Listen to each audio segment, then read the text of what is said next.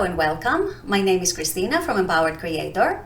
I am a mindset and conscious manifesting teacher and coach, and this is my YouTube channel. Here I talk about all things law of assumption, mindset, conscious manifesting, the quantum universe, and a lot more. And my goal is to simplify everything without the fluff. So if you guys like this content and you would like to see more of it, I would love it if you would subscribe to this channel, comment on this video, like it, share it, and stick around. Also, if you need help with your specific situation, I offer one-on-one coaching as well as custom subliminals for whatever needs you may have. I also have some self-study courses about manifesting your specific person. And I now have a members-only channel with a lot of perks for members, including weekly live workshops with a different manifesting topic each week, weekly live group coaching, a lot of exclusive content, monthly challenges for a chance to win a free one-on-one coaching session with me, and a lot more. So if you guys are interested in any of these services, the links are below in the description box. Click on them and they're going to take you to my website or to the membership channel. With all that being said, let's dive into today's video. In today's video, I want to address a topic that is asked as a question of me many times, very often. And that is, what is the role of self-concept in manifesting a specific person? Or in other words, is self-concept, working on my self-concept, improving my self-concept enough for me to manifest my specific person? This is a topic that has brought a lot of debate in the manifesting community. Some coaches say this thing, some coaches say the other thing. And so I wanted to add my input and my perspective and hopefully clarify things for you guys. So this is what I'll be discussing in today's video. Stay tuned. So I know that the whole debate over self-concept is very prominent in the manifesting community, and a lot of people are wondering, is my self-concept enough? Is working on my self-concept enough for me to manifest my specific person?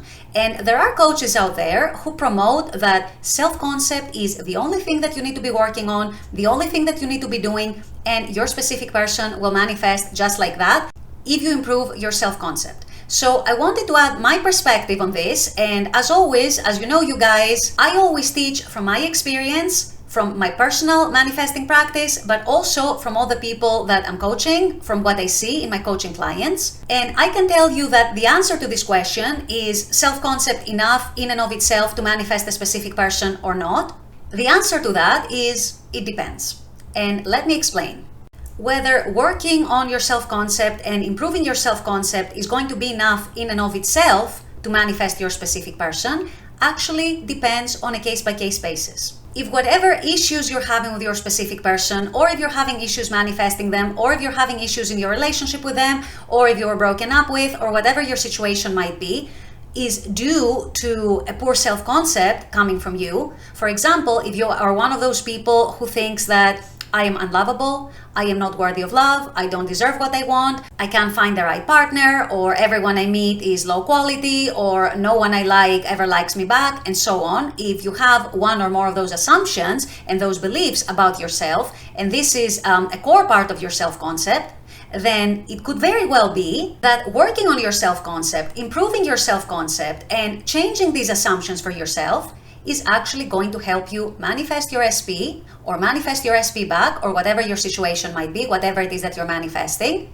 and you don't need to do anything else. Because if this is a pattern that you have, especially if you have noticed this pattern among many different romantic partners of yours, in other words, if you experience the same story, if you keep experiencing the same story with different people, then that is a very clear indication that there is something in your self-concept that needs addressing. And if that something in your self-concept is one of the things I mentioned, or something similar, something along the same lines, then it could absolutely be the case for you that improving your self-concept, shifting these assumptions, shifting these beliefs, replacing them with beliefs that don't sabotage you and beliefs that actually align with what you want, with a healthy, loving, happy relationship, people choosing you, the people you're interested in, also being interested in you, and so on, then it could absolutely be the case for you that yes, just working on that is going to bring your SP, is going to manifest your SP, bring them back, and so on, whatever you're manifesting.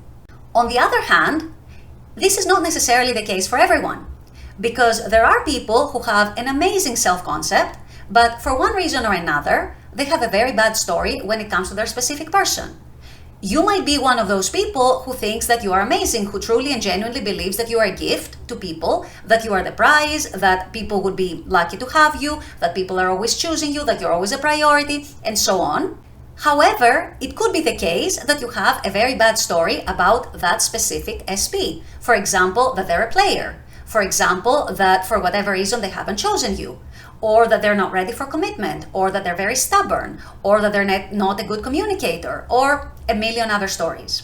And if this is your case, if this is the situation, then working on your self-concept and improving your self-concept is not going to do all that much in bringing your SP back or manifesting your SP, because the problem does not lie in your self-concept. The problem lies in the story that you're holding about your SP. The problem lies in your dominant state about your SP, your dominant feelings, your dominant assumptions, dominant perceptions, dominant expectations, and so on when it comes to your specific person. So if that is your case, and that is more often the case when you see a person who has a bunch of healthy relationships, for example, but for some reason they can't seem to be able to have a healthy relationship or a loving relationship or a satisfying relationship with that specific person, then that is most likely a case of not holding a good story about that specific person. And this is where you need to be focusing on, if that is the case with you. This is where you need to be shifting your attention. This is what you need to be working on. This is what you need to be focusing your inner practice on. And let me also say here, because that's also very common, that in many cases, it is a combination of the two. It is often the case that you need to improve your self-concept, you need to address things about your self-concept that need improvement and need change, but at the same time, there are things in the story that you're holding about your SP that you also need to address, and beliefs and assumptions that you also need to shift.